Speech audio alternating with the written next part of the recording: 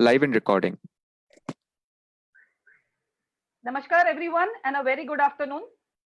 Wishing you all a splendid weekend. Why? Because that is what we are supposed to do. And today you must be excited to understand what is this subconscious all about. Before that, I am very surprised. In fact, I'm alarmed when I understand some people still ask me questions. Ma'am, what is the fees we need to pay to be a part of Swaayambhu? Please, there is no fee, no donation, no commercial involved in case you want to be a part of Swaayambhu. We help aspiring Swayambhus who are not academically very sound to get an internship in the career of their choice, right? So no commercials, no fees, no membership, no fine print, no hidden cost, no nothing. And I should say this in every episode. Okay, now to cut the chase, we have this topic called as are you choosing or are you chasing? So let us choose to start immediately with our next guest. She is a very pretty dynamic lady and she always shares from her experience. She is, I would like to say, renowned educationist. But let us put our hands together and welcome Miss Lina Ashar. Welcome, Lina. Thank you so much. So I'm not an educationist, I'm a teacher. I'm a teacher with a slight entrepreneurial mindset, that's it. So you can also see, besides being a teacher, besides being an expert in so many things, she's also a very humble soul. And in Swaayambhu, we are always able to get people who have a silver sharp mind and a very sweet golden heart. So here goes, I'll read some tidbits about Miss Lina. That's how she wants me to address her. So yes, Lina Ashar is a teacher at heart, started as one in Australia before she came to India. She is one of the most renowned educators, edupreneurs in India. She is the founder of Kangaroo Kids Education that runs Kangaroo Kids preschools and Billabong High International Schools across India, Dubai, Maldives, and Qatar. She is also the co-founder of Corroboree, an initiative to maximize human potential of children. So, Madam Sangeeta, I just want to correct you for a second. I'm a founder emeritus of Kangaroo Kids and Billabong High. I actually sold the brands 3 years ago, okay. 3.5 years ago. Yeah. So the new venture is Corroboree. So welcome, Lina, once again, and all the very best to Corroboree. Now, what we think is what we experience. Like what we think inside is what we experience outside. Is a subconscious mind and law of attraction one and the same, or is there a synergy between them? How to tap it? This is especially for all the aspiring Swayambhus who have not done so well in life and think that there is no present or no future either. So let us understand from Miss Lina how to harness this potential of subconscious mind. Maybe we will start with very basic questions, but then please feel free to ask on the comment box and we will ensure I address them to Lina. Right? Ma'am, first question, what is subconscious mind actually? Oh, that's not such a simple question at all.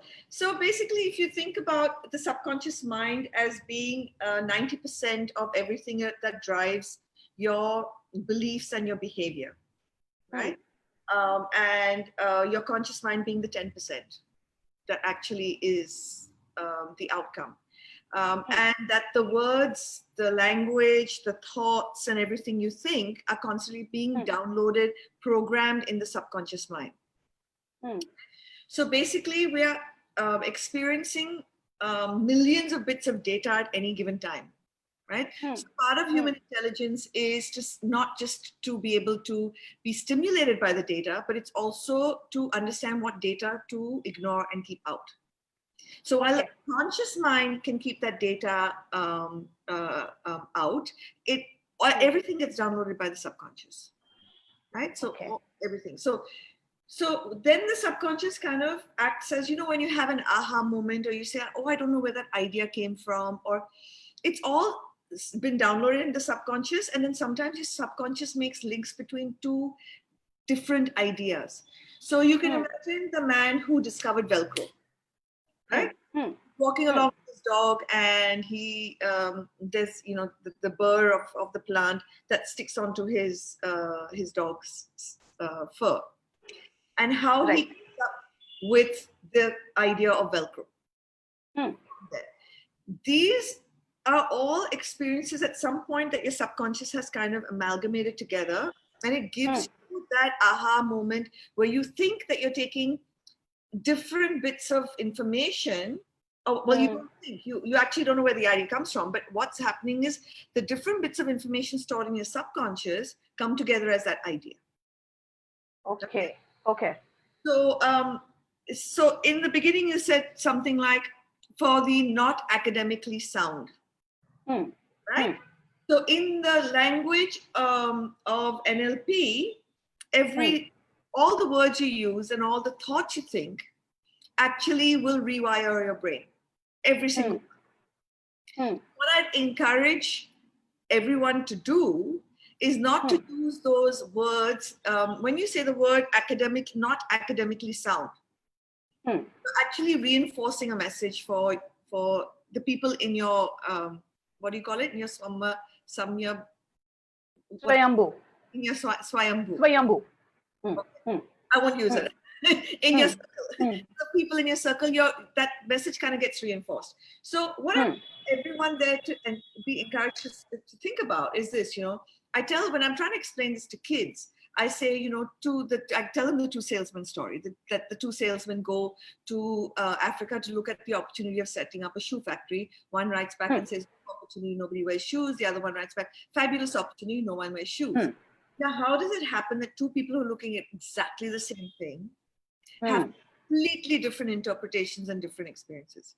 Because whatever's been downloaded in the subconscious is being brought to that experience. So basically, so when you asked me in the beginning, everything's enmeshed. So you can't, it's like all the peels of an onion, right? You can't just take the subconscious mind in isolation, or the RAS that makes up the law of attraction in isolation, or the conscious mind in isolation, or your neurobiology in isolation. It's all an interconnected whole, right? Okay. So like I told you, that's the two salesmen story. These are the stories, everything that we experience. So, my whole family had COVID. My older brother was in Australia with in the ICU full bypass. Right? Everyone's calling me up and saying, "How are you coping?" Now, just that message itself, "How are you coping?"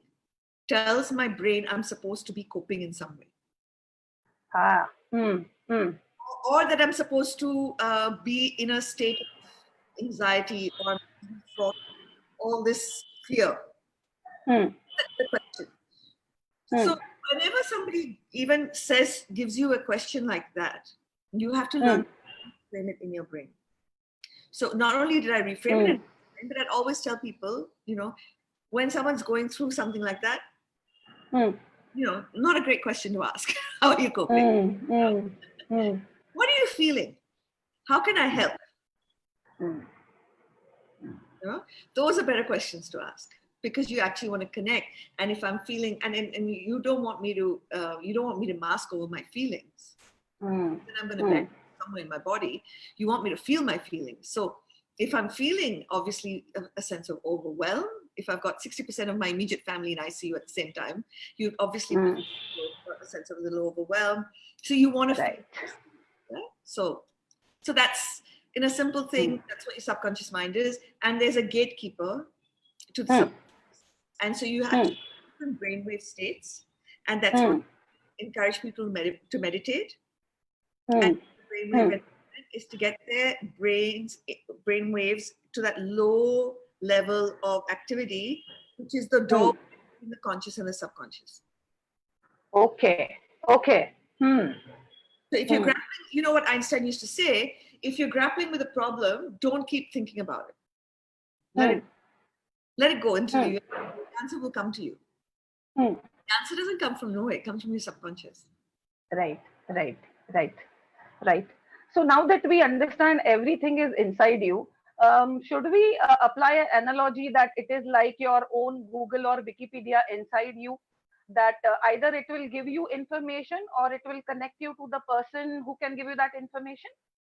A little bit like that. And also on top of that, it it also, it also does the search like Google. So say, for example, we've got this whole RIA, this whole Episode happening. episode. So what does Google do? If I'm pro thinking he's committed suicide, or if I'm anti thinking he's committed suicide, right? The minute Google picks up, or the news has picked up which way I'm thinking, it'll feed me more of the same. Right? That's actually the way your subconscious works. So your whole brain is wired for negativity. It's got a negativity bias. Right? And that used to be something that used to help us stay safe when we were cavemen. Right? So it was better for us to look out for a tiger or a snake.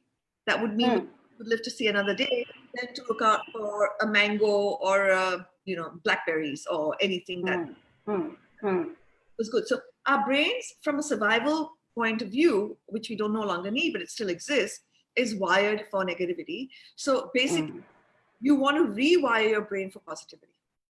And that's why we'll never tell anyone you're not academically sound.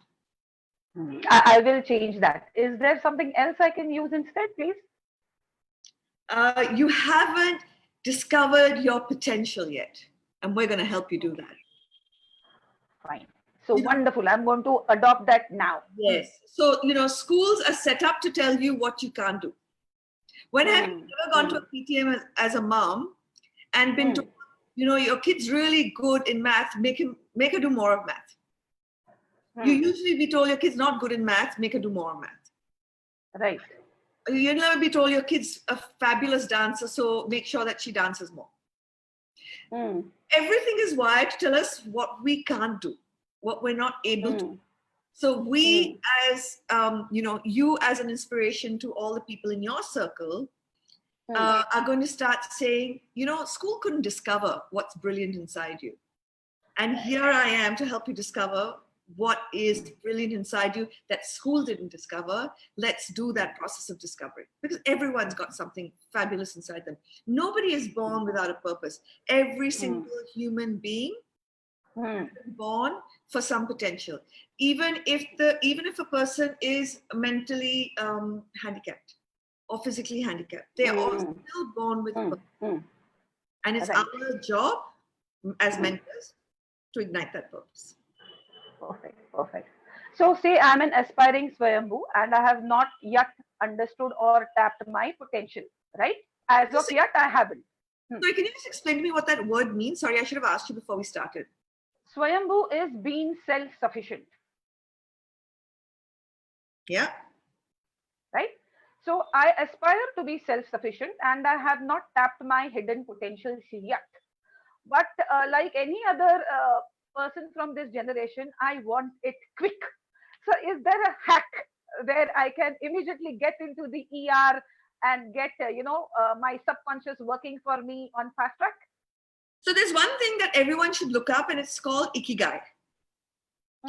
So I've interviewed the author of Ikigai, a guy called Hector Garcia. Ikigai is a Japanese concept where your skill, your interest, and your potential to earn money all come together. Right? And in today's day, you have to find perhaps what is, somebody called it their personal monopoly. What is the personal monopoly in the world? What can you do that is a little unique? Right? So everyone's got a skill set that perhaps school has not tapped into, or your parents have not tapped into yet. So if you can go back and start thinking about in your childhood, what were the things that you were really, really excited about doing? So let me do this exercise with you. In your childhood, what were you really, really excited about doing? What were you kicked about doing that, no one had to wake you up to remind you that it needs to be done? Reading comics and drawing. So have you ever perhaps imagined that if you were to become a comic strip author around this being self-sufficient thing that you started, what the potential of that could be? I think it would be amazing. So just as I asked you, everyone's got something that they're really excited about doing that intrinsically motivates them from inside, that they don't have to be pushed to do, and school and society have tricked us into believing that we have to be good at math and English and science to find our area of our ikigai, or where we're self-sufficient, right? So if you can get that out of your head and say, you know what, firstly, my past does not impact my present or my future. At any moment, in this moment, I can choose to think different thoughts. I can choose to create new beliefs, and I can then, that means, choose to create a new future. Okay. But is there something which is there a template or a method or a sequence on how to train and get it done? So if everyone looks up Ikigai, there is like a template there that gets you to think about a few things. So, if you can believe in your own potential, that is a huge start. I was explaining this, my driver, who was once upon my driver, who in those days, I'm talking about in 2006, when, catastrophe hit me, when he was my driver, he may have been earning 10,000, 12,000. I don't know what the driver salaries were then. And when something happened and I used to drive to Malad every day to put up the school project, and he'd hear me talk about potential, and he'd hear me talk about possibilities, and that human potential is not finite, it's infinite. And he'd say to me, do you trust me for me to find a driver? And I promise you, you don't have to come to Malad, and I'll put the school up in the stipulation. With such conviction. And I said, okay. And he did it in 20 days less than the time he had. It didn't matter. He bribed them with alcohol and some stars and whatever he had to do to the construction guys. He bribed his way through, but he made sure that was up. When I sold my company, Shukla was on about a 1.5 lakh salary. And what is the skill set? If you think about what the skill set he was trained for, is driving. He doesn't even drive a car today. And when I sold the company, he came to me and he said, my guys all call me Didi. So Lina, Didi, tell me the truth. Will you always be with this company? And I said, well, I've sold it now. So it depends on how long they want me to be and how long I'm happy here. So he then has gone to work with my son, who'd been calling him for ever so long. And he's now on a 2.5, 3 lakh salary. From being a driver. But if in his head he had minimized himself to say, I am a driver. See, we're not the titles we give ourselves. There's a reason I command that people don't call me Lina ma'am. The minute you use the word ma'am and sir, you minimize yourself and you maximize the other person. Right? And my job is not to have anyone maximize me and minimize themselves. My job is to see how I can maximize them. Right? So from that itself, so every word you use that comes out of your mouth is so potentially potent, right? So the beauty of Shukla is he didn't minimize himself in his head. He didn't say, I'm a driver and that's all I can be. And he's actually the one who gave me the inspiration. So more than what he's done for himself, he's given me the inspiration of infinite human potential, which we create as finite based on how we put people in those boxes. So imagine I haven't started yet, but now I want to start. Okay. And I'm just experimenting with my subconscious mind. how do I know whether it is working? Because, when we do something new, it's like, say a kid is planting a seed. So he will, try to uncover the soil and see how much the seed has grown. So do we do that technique here, or do we just wait and watch for the subconscious mind to have its magic? So it starts with, can I tell you a story of how it started with me? Yes, please. So 2006, I left my marriage, and my company was dismantling, and like my whole life was going all of it. And I'd come to live in this house that I'm living in now, which my parents had bought. And I've got this beautiful, stunning sea view, which you can't see, but it's over there. It's like, and when I came to live here, there were these cable wires that used to hang over the window, right? And the guy who was the caretaker here didn't want me staying here because he actually had the house to himself, right? He was like a king with a Right. sea, right? And he didn't have to do anything, not cook, not. Right. So when I came here, he really didn't want me here. He was quite unkind. And every day, when I'd be going to, I was battling in the courts then with lawyers and everything. Every day I'd ask these wires from the because I'm on the top floor, from the terrace, and I'd come back and there they were. And then someone gave me a book called "The Saint, the Surfer, and the CEO." And I'm reading that, and so you firstly is to become mindful and aware of messages from the universe. So when I read that, I read a quote by Wayne Dyer, which says, "Change the way you look at things, and the things you look at change." Correct. Right? And this is freaky, huh? It gives me goosebumps even when I talk about it today, because it's a real story. And I laughed and I said, how am I supposed to change the way I look at the cable wires? And I went to sleep. In the morning, the first time since I was living in the house, that cable wire was full of parrots. And if I do not listen to this message from whoever you call as, whether you say the universe, an energy source, if you're religious, you have somebody that if that's not a message from whoever's giving me a message, then nothing is. And that's the day I decided to turn my life around, that very moment. Now, I came back from being 3 crores in debt, owing 3 crores in various ways, because my fund flow, someone had stopped. I turned the company around from there. Right? Somebody called me up and said, my company that I sold, people are being laid off.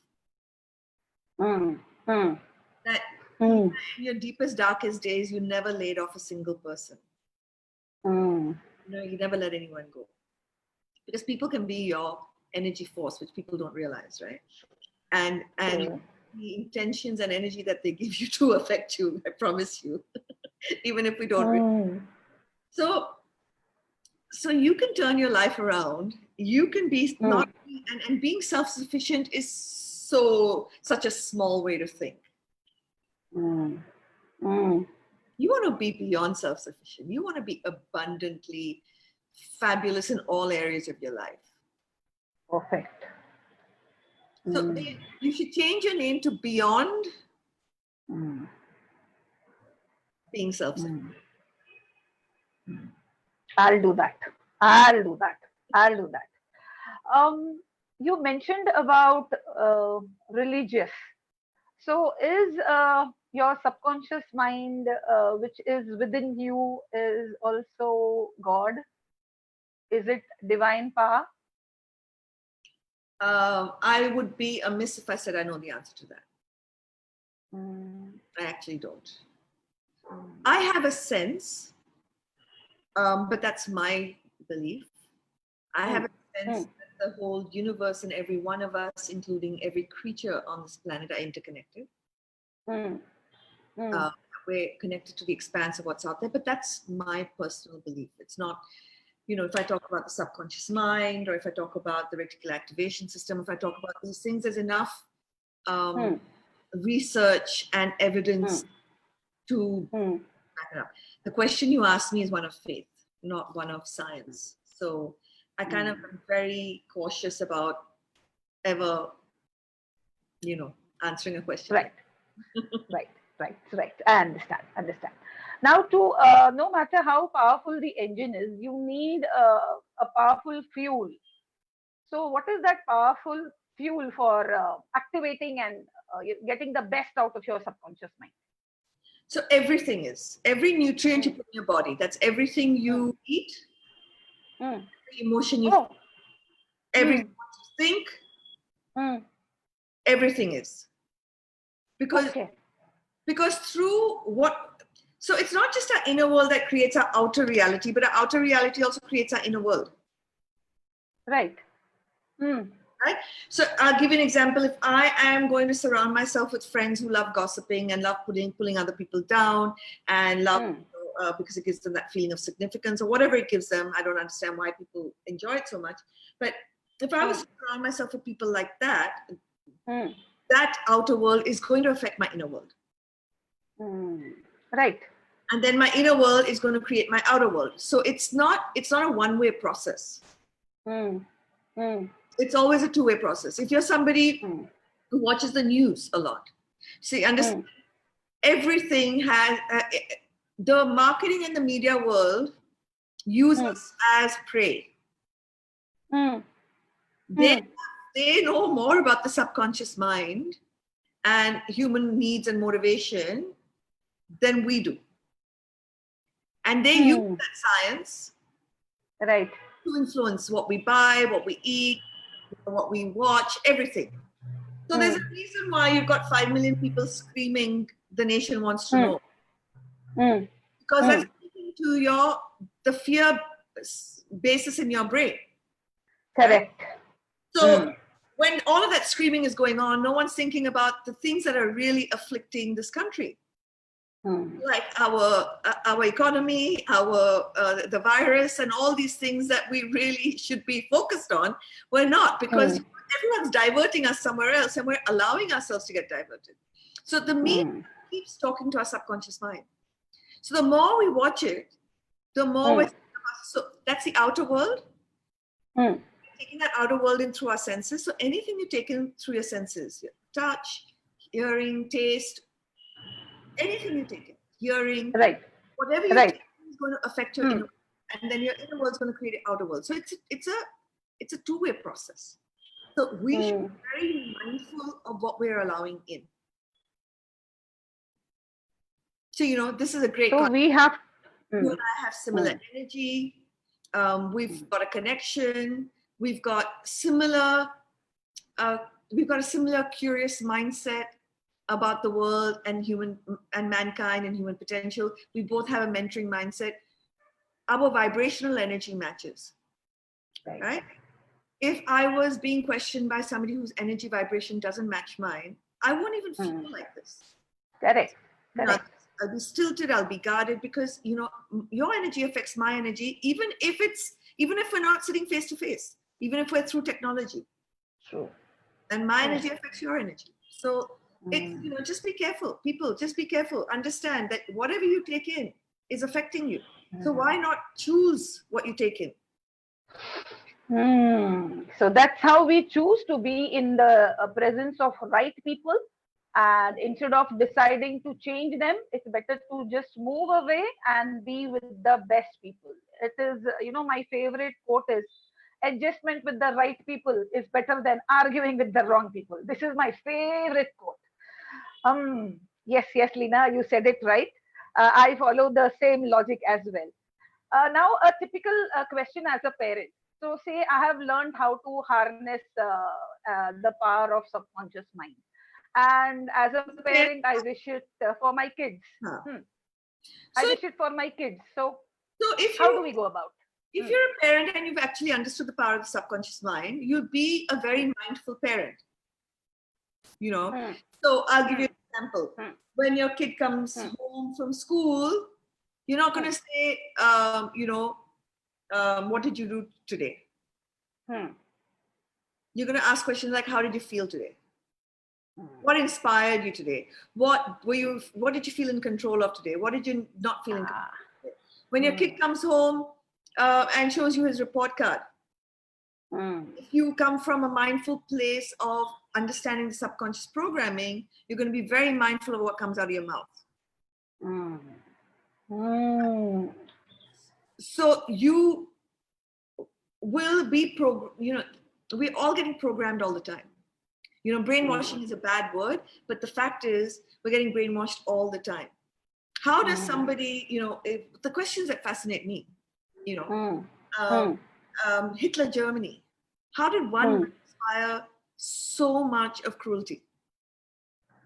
Because you can inspire greatness, but you can also inspire cruelty using the same techniques. So if we study history, I'd like to study his techniques and use it to empower people for construction and peace rather than destruction and cruelty. But it's the same technique, right? So the minute you start being mindful as a parent with your child, you're already programming your kid in the right way. You're not programming your child to survive, you're programming your child to thrive. Perfect. Right. When you mention children, I think as a parent, they are our weakest points and also our strong part. I remember there was an event my daughter had been to, and in the middle of the event, I just text her and said, "How is it?" She, in her usual style, she said, "Bakwas." So I said, "Then you make it superlative, simple, right?" So I think that's what you mentioned. Being mindful parent is so important. And yes, I think we as parents need to grow positive first, and then after a few years, maybe we will be able to transmit it and give it away to our kids in small doses of advice. Yes, yes, yes. Now, is there an age when your subconscious mind starts working? Is it like if you don't use it, you lose it? Does it happen, or can you activate it anytime? No, it's not like that. First of all, understand that a child is in the almost like in the theta state till the age of 7. So till the age of 7, everything that the child receives goes into his subconscious. There's no prefrontal cortex filter, right? So if I look at you right now and say you're ugly, your prefrontal cortex is going to be working and saying, that's what she said to me. Let me think about that. Let me think about all the people who told me I'm really beautiful. Let me think about this. Let me think about it. So you will know how to put filters on what I said. Right? A child doesn't have those filters. Right, right. So it's really important, firstly, not to tell a child that you're beautiful. So it's important not to say that. It's important to only talk about things that the child achieves through effort. Super. Right? So you don't say you're beautiful or oh you're so tall and that's wonderful, because these are things kids cannot help. Because you actually want a child to have a very strong inner sense of self-sufficiency and beyond. Right? And the way to have that be really strong and internal is to comment on things that child has put effort towards. So no age bar, no gender bar. You can just give work to your subconscious mind, bar. So actually, subconscious mind is a genie. You just have to give it commands and it will start working for you. It will. So does it require a template like? Something. No, but understand something. Now, if you've been programmed as a child, right? If you've been programmed as a child to believe that you're not lovable, when you go out in the world to find love, you'll find it very challenging. Your subconscious will thwart it. So then you need to reprogram it. If you've been told, for example, as a child, or you believe, say you watch your parents fighting a lot over money. Mm, mm, You think that money is what creates conflict. Then when you become old, no matter how much financial abundance you feel you want, you will not receive it because your subconscious will block it. So you've seen people who sabotage themselves, right? They're in a wonderful yes. relationship, or they're, something's wonderful in their life, but then, hey, you said, why did that person just self-sabotage? That person's subconscious self-sabotaged the person. So then there's a process of reworking, repatterning, and that takes some work. You can do it through hypnosis. You can do it through. So everything thought you think changes the structure of your brain. So just be mindful of your thoughts. The problem is we're not mindful of our thoughts. So 85% or 90% of our thoughts are negative ones. Right. For a usual person who's not mindful, hasn't done meditation, who hasn't brought awareness. So you think you're in control of your mind, but actually your mind is in control of you.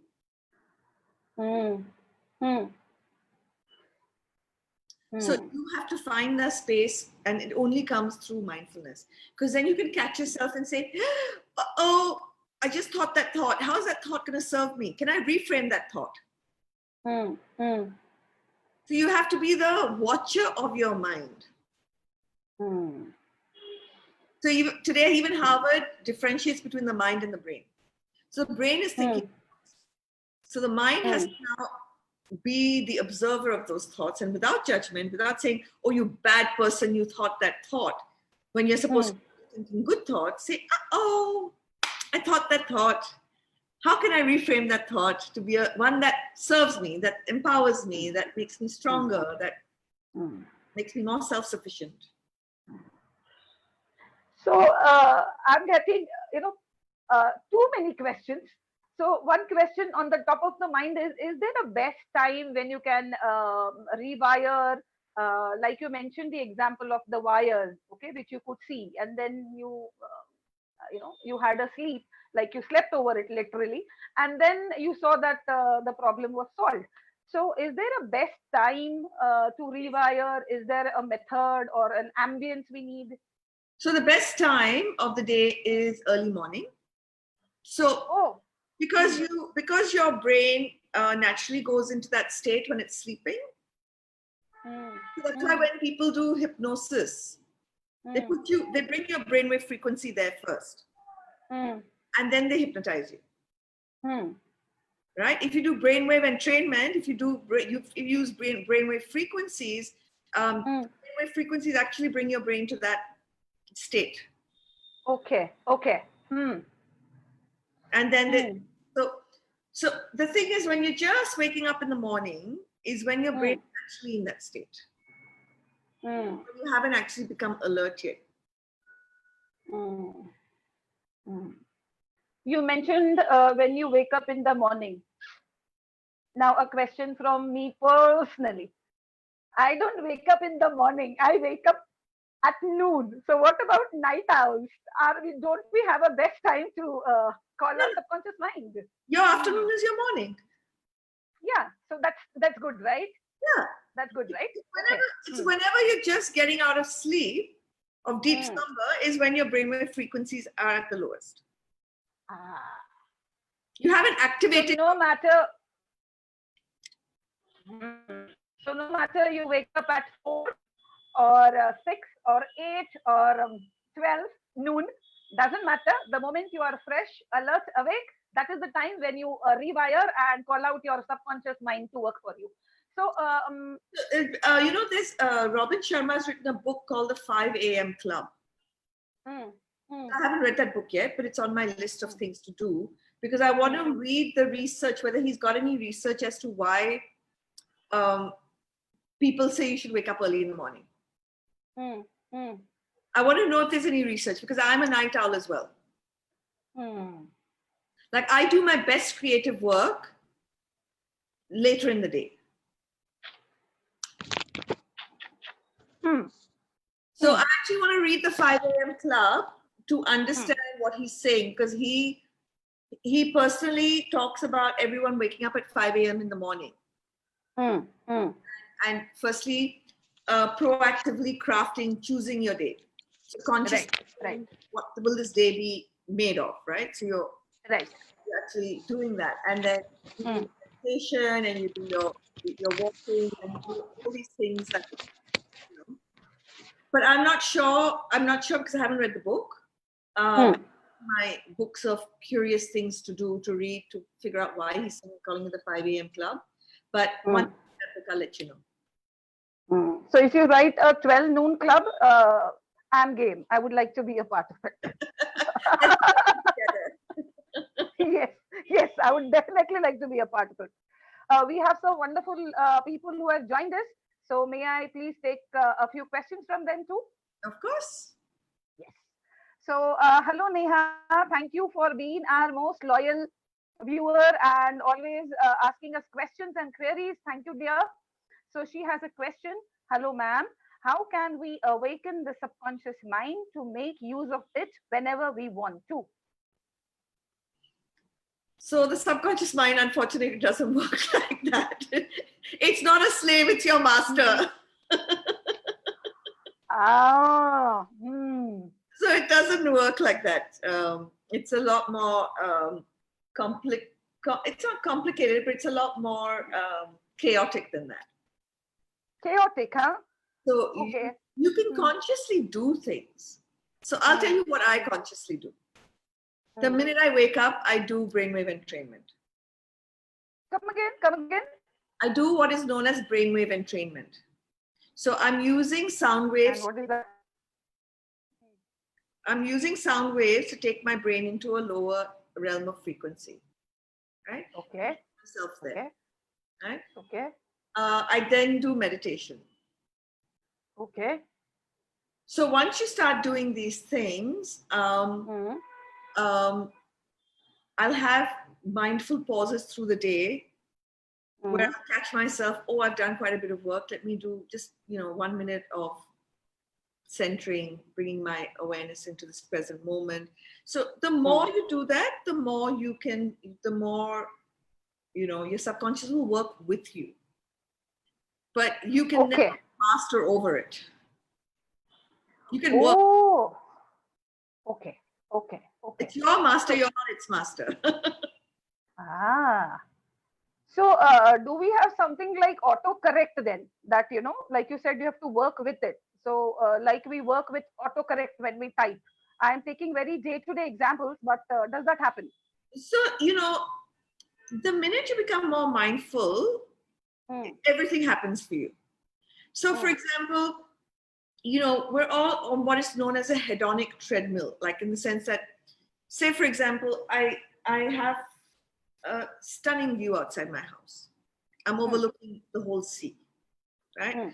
I'm so fortunate not to be looking into somebody's bedroom or kitchen or whatever. Now, the thing is this, the first few times I wake up to this view, gratitude, all those good hormones are flooding through my body, right? Right. Man is a creature that the 20th time or the 25th time or the 30th time I wake up to this view, it no longer brings me the same amount of pleasure. Correct. Right? I reach diminishing marginal utility. Yeah, exactly. So I've reached a happiness plateau there, right? But I can train my brain to look out and say, if this isn't nice, I don't know what is. And to release the same flood of hormones through my body that heal me, that make me feel good, that help me to reframe in positive ways, etc., etc. Unfortunately, the topic you've chosen for me to speak about is not like math and science. I can't say 2 + 2 = 4 and there you have it, you have the answer. It's not as clean as that. It's far more complex. So so just learn to work with your subconscious, learn to retrain it where it needs to be retrained, and by little things. You can have a thought and you can say, yeah, I wonder how having this thought serves me. So to rewire, since we use that word rewire. So we generally need an expert if we want some, rewiring or programming done. So when we want to rewire and program our mind, should we use the help of any professional or should we do it on our own? You don't need somebody else if you can actually get to a state of mindfulness. It's like asking when you want to get your body fit, do you really need a trainer?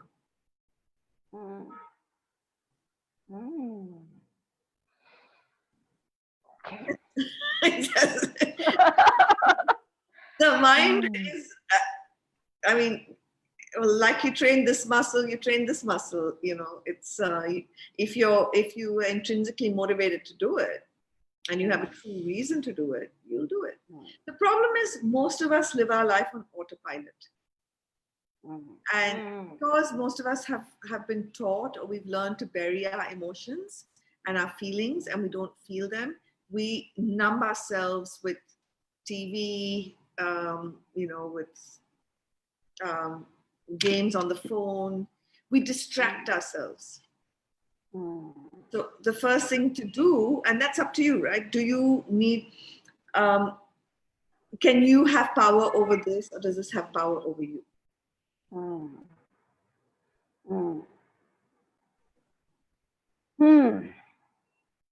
True. A very, very maybe profound or maybe very silly. We are using this subconscious mind to get things done for us, right? But is there a point we reach in our self where we no longer need to use the power of subconscious mind? Can we reach that stage where we don't have to, harness it? We have reached ourselves beyond. We don't need it. Is there a stage like that, or am I being too, I think Buddha reached that stage. Okay, so that stage is nirvana. That stage is nirvana. I haven't reached there yet, so I'd be, I can only talk to you about what I've experienced. So I haven't experienced nirvana yet. I live in a perpetual state of feeling like I'm in nirvana, but I cannot honestly say I've reached a stage of enlightenment yet.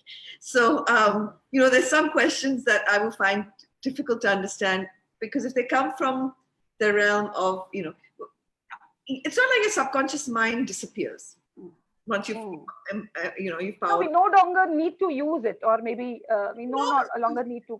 If it's just it's always sitting there and it's always feeding your conscious mind. It's always going to be 90% in charge. It's just whether it gives you a positive charge or a negative charge. Whether it gives you the outcome of life you think you want. So, everyone's in a different state. Like, once upon a time, financial security meant something to me because I wanted to gain independence to go and pursue this life that I wanted. But beyond that, money doesn't mean anything to me personally. Not because I've been told money is the root of all evil or any of those things, but I have come to the realization for myself only that the life that I want to live, I have enough money to do that for the rest of my life. So I do want to fly business class. But I see no value in flying first class and I see no value in owning my own plane. Right? So I have set the bar of what I need for myself to feel physically comfortable, emotionally comfortable, and mentally comfortable. So you need to set those things for yourself. Problem is most of us have taken it from the outside. Society tells us what's desirable. School has told us what's desirable. We haven't set that for ourselves as to what's desirable. You said, your title was choosing or chasing. It's not like we are chasing. We are being chased. It's just whether we stop to say, hey, I don't want to be chased any longer. I want to stop and choose. Correct. But there are certain things which are beyond us. There are some external things which are just beyond us. So should we just let it go, or should we think of something better? Are you talking like the pandemic? Not just maybe. Okay, pandemic, fine. Okay. Mm. So, yeah, the pandemics happened, right? Mm. We there are aspects of it we cannot control. Mm. But what we can control is what it means to us. Right. That's in our control, Mm. right? So I can't control whether that wire is sitting there or not, but I can control what that cable wire means to me. But when the story changes, suddenly what you thought was undesirable becomes desirable. Yeah. So the pandemics happen. Now we choose from here on. Do we want to be chased in fear constantly? Or do we choose what it means to us? Right? You said you started this new project in March. Yes. Right? You chose that while I am, and we don't use the words lockdown because they've got negative connotations for our brain, but while I'm in this space of pause, while I'm in the space of peace and stillness, what am I going to choose to do with my time so that I feel whole, fulfilled, engaged, excited, all those things? Right. So you can choose those aspects. Well said. And thank you, our viewers, for choosing us. And thank you for spending time with us. So I'll just say a hello to all our viewers. Hello, Bhavna. Hi, Neha. Hi, Vipin. Hello, Vishakha. Hello, Yogesh Kulkarni. Thank you, Jyotsna Joshi. And thank you, Vasundhara Bhosle. Thank you, Rohini Chitle. I will be taking up your question too. I take a question from our dear Swaayambhu, Mr. Anil Garg. He says, how about practicing affirmations? Is this one of the methods for training your subconscious mind?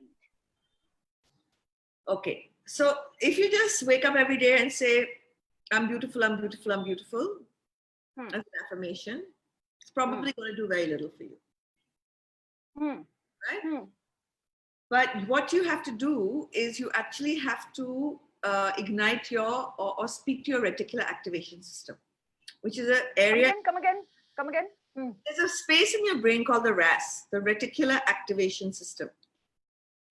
And basically how you speak to that is to visualize. So it's not just saying something, it's visualizing it and it's feeling it.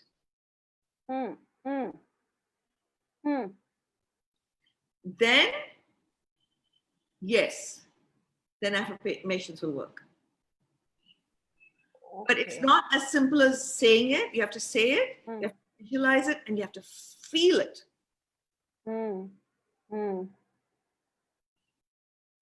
Okay, so you have to feel very strongly about it, and that is when your affirmations will work. And you right? That is the only way. And you have to follow it up with action. Right. Just thinking will not work. If I wake up every day saying, hey, I look young, or I look beautiful, or whatever it is, and then I go on to eating 10 pounds of chocolate and consuming 3 liters of oil and doing whatever, the affirmations are not going to work. Correct. So with bhashan, you need some action. Yes. Correct. So now that I think Neha has asked a few more questions, her subconscious mind and conscious mind is working very fast. Another question from Miss Rohini Chitle. How healing process can be reflected in conscious as well as our subconscious mind subsequently? I'll repeat. How does the healing process be reflected in conscious as well as subconscious mind subsequently? Okay. So I want you to understand intelligence as not just being in your conscious and your subconscious mind. Your whole body is a system of intelligence. Right? So especially because she's used the word healing, we all have cancer cells. Right? Some of us will turn those cancer cells on, and some of them will keep them dormant. That's based on the nutrition you take in, not just the food nutrition, but the thought, emotion, all those nutrition that you take in, right? So if, for example, you've had a traumatic experience, you're not, one is your, so let me, one is your subconscious mind that will store that traumatic experience. So yesterday there was a moth in the room where I am, and I'm scared of moths, but I am not scared of butterflies. Because when I was young, I was stuck in a bathroom with a bat. Bat from and it flap, small bathroom. It was unconscious and I was unconscious both. So I've got a thing in my brain called the amygdala. It's a fright, the flee or fight center in my brain. When my subconscious alerts danger, danger, danger, and my subconscious alerts danger, danger, danger, not when it sees a bat, when it sees something black and flapping. So that's why I'm scared of moths, right? So I need to go through the process of hypnosis or something to go back, access that memory. My older rational self needs to tell my younger subconscious self that it's not a frightful memory. Nothing happened. No longer need to be scared of moths, and then I can reprogram. But say I've had a emotionally traumatic experience. I'm not just storing my conscious or my subconscious brain. I am storing it in every cell of my body. So epigenetics tells us that we have memory not only in our brains, we have memory in every cell of our body. And when one cell dies, because cells replicate, right? When one cell dies, it passes on the memory to the new cell.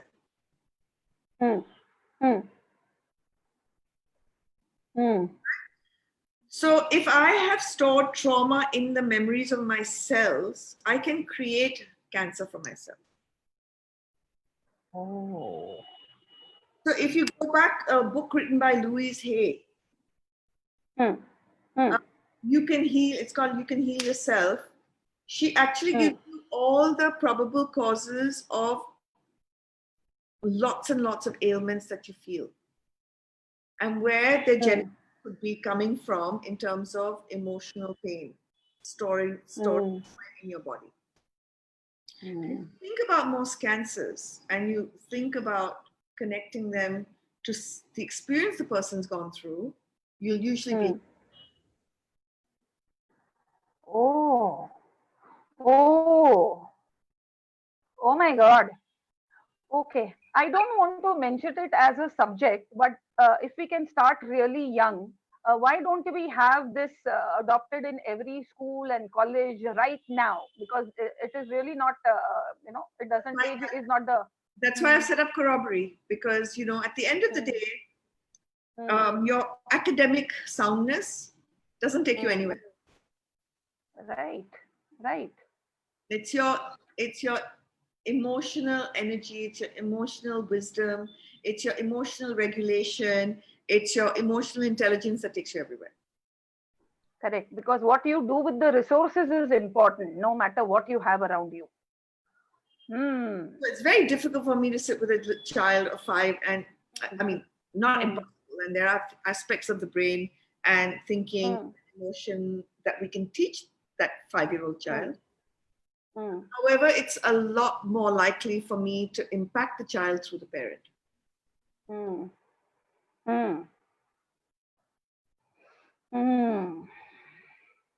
Right. I'm so glad I'm able to ask you whatever questions that comes across, because you have given me that freedom. So thank you. A question from one of our guests, one of our viewers. Rohini has this question: does ego and prestige affect your own spirit to transform your relations anyway? Sorry, repeat that. Does ego and prestige affect your own spirit to transform your relations anyway? Okay, not quite sure I understood the question. Let me try and answer it. And then whoever asked the question can let me know if I have not been able to answer it. So the minute you come into the present moment in mindfulness, you drop your ego. You think your ego is your friend, but it's not. A very simple way of transforming your relationships is when you are about to tell your spouse, your kid, or whatever, whoever it is, right, to do something or advise them in some way. Ask yourself, is this coming out of love or out of control?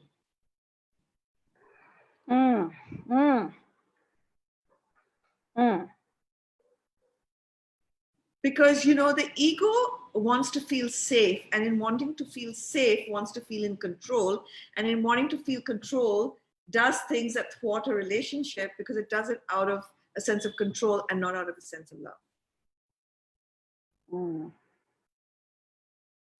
So now your viewer can tell me whether I answered her question or not, because I'm not sure.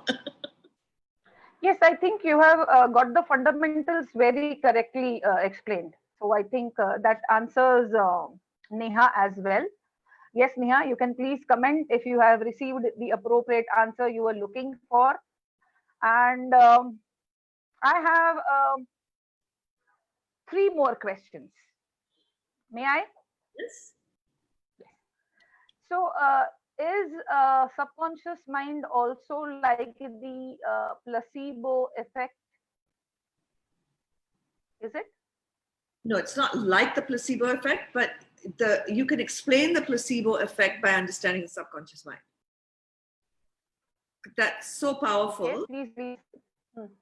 That the subconscious mind is so powerful that if it thinks you've taken a drug that cures something, your mind will cure it.